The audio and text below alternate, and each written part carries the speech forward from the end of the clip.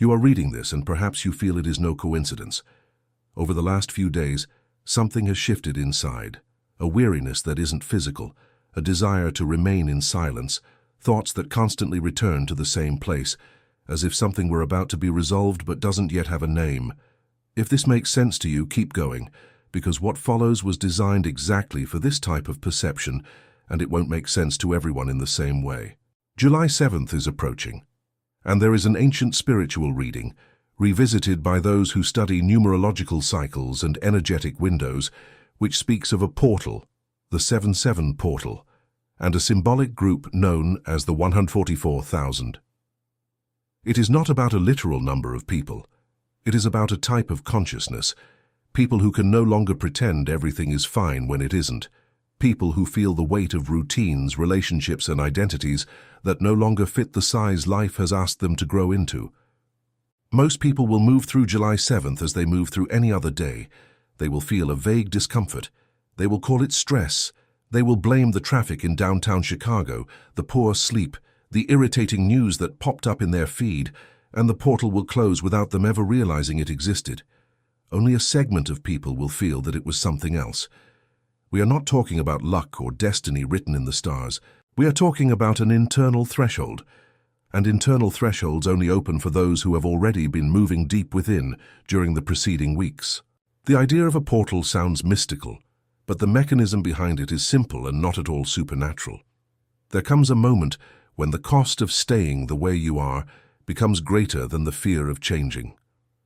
That is all a portal is. It isn't a door opening in the sky. It is an inflection point inside you where the pain of standing still outweighs the fear of the next step. And when that happens, you move, not always because you are ready, but because you can no longer stand to stay as you are. The ground that supports this decision does not appear before, it appears after. This scares many people because our culture has taught us that one should only take a step when a guarantee already exists. But certain life transitions do not work that way. You take the step with the structure you have, and the new structure forms exactly because of the movement, not before it. Before any portal, there is always a period of recalibration, and that is what many people are experiencing now, in the days leading up to July 7th, even without knowing how to name it. Recalibration appears as emotions more intense than normal, a sadness that comes for no apparent reason, an irritation with small things that previously didn't even bother you, an enormous urge to be alone, to turn off the phone, to simply stop. Along with this comes a specific discomfort with old habits. That series you always watched loses its charm. That conversation you had every day with someone begins to feel empty. That job in the city, that relationship, that routine that until recently seemed sufficient, suddenly feels too small for who you are becoming. This is not a sign that something is broken in you. It is a sign that a part of you is finishing its maturation, and the emotional body is clearing space for what comes next. Think of it like this. Before any structural renovation on a house in a place like Seattle, one must first remove the debris, take out the old furniture, and reveal cracks that were hidden behind cabinets. No one builds on top of what is already rotten. Recalibration is exactly this removal phase. It hurts, it is uncomfortable, it takes away your sleep, but it is not destroying your life. It is preparing the ground for a version of you that did not yet exist. It was precisely with this moment of recalibration in mind, which is the most difficult and confusing, because there is not yet clarity about what is being built, only the feeling that the old no longer serves, that the magic in 28 exercises was structured.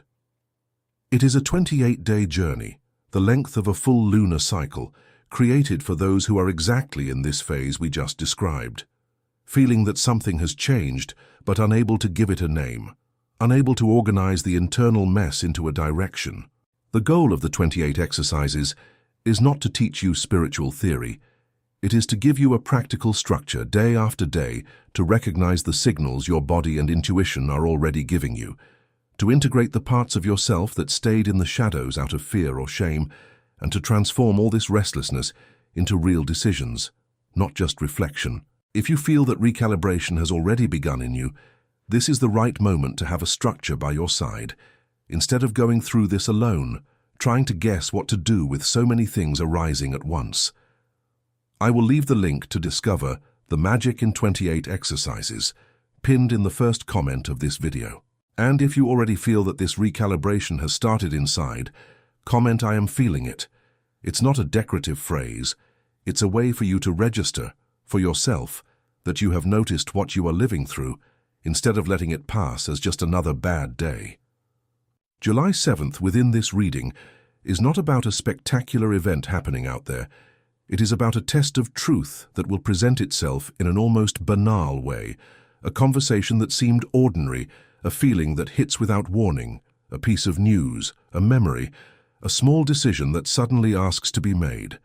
The point is not what will happen in your day. The point is whether you will be able to look at what is in front of you without looking away. Most people spend their entire lives avoiding uncomfortable truths.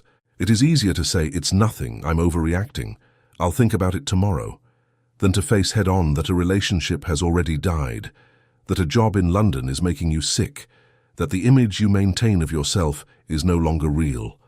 The test of the 7th does not require superhuman courage. It requires something much simpler and much harder at the same time, to stop running for a second and simply see what was already there.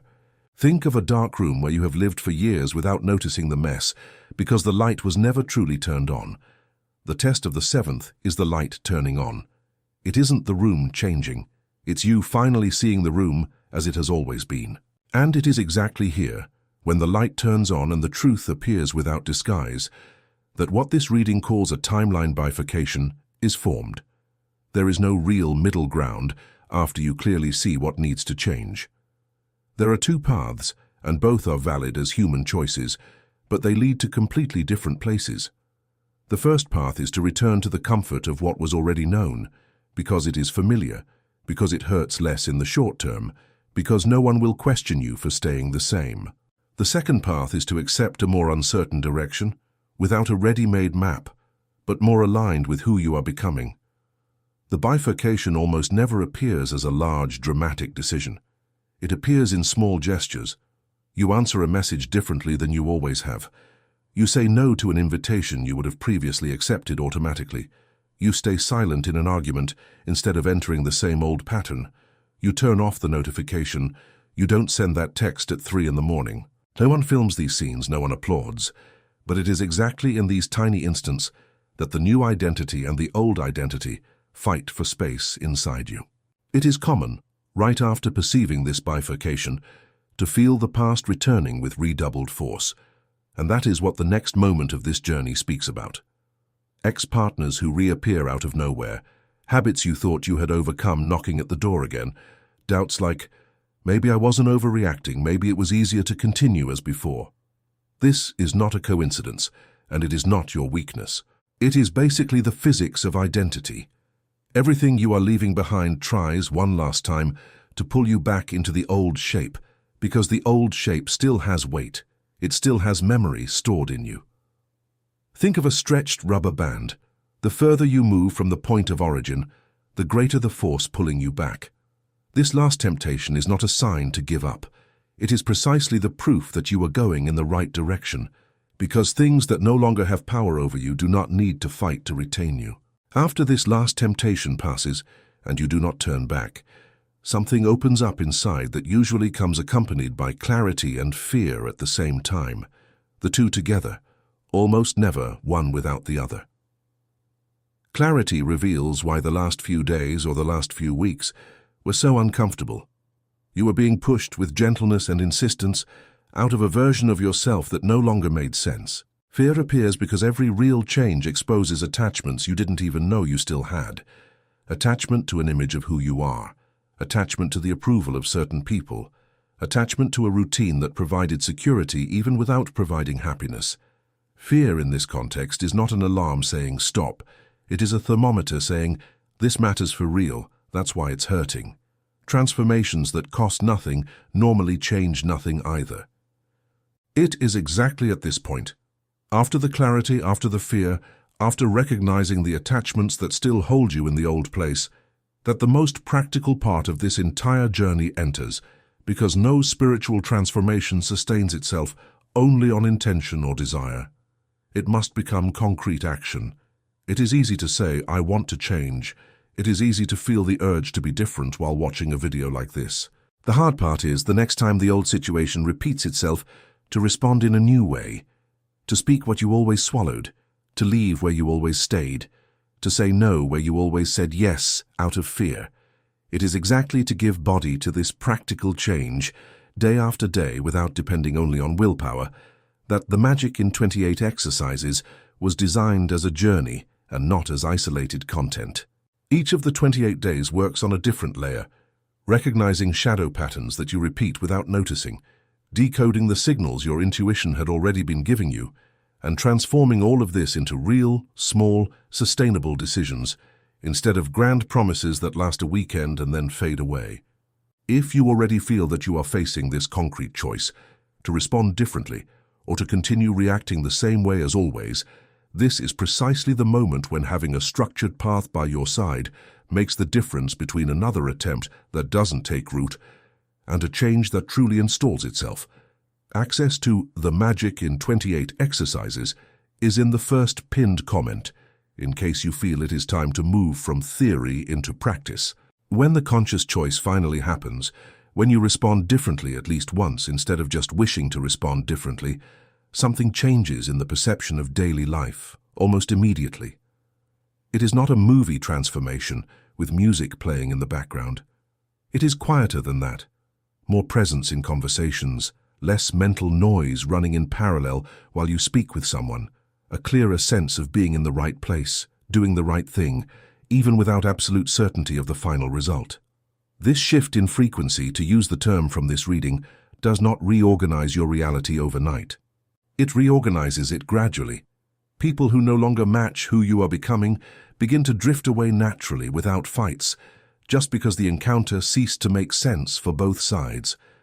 Opportunities that previously seemed distant begin to appear more naturally, not because the universe decided to reward you, but because you stopped wasting energy holding on to a version of yourself that had already reached its expiration date.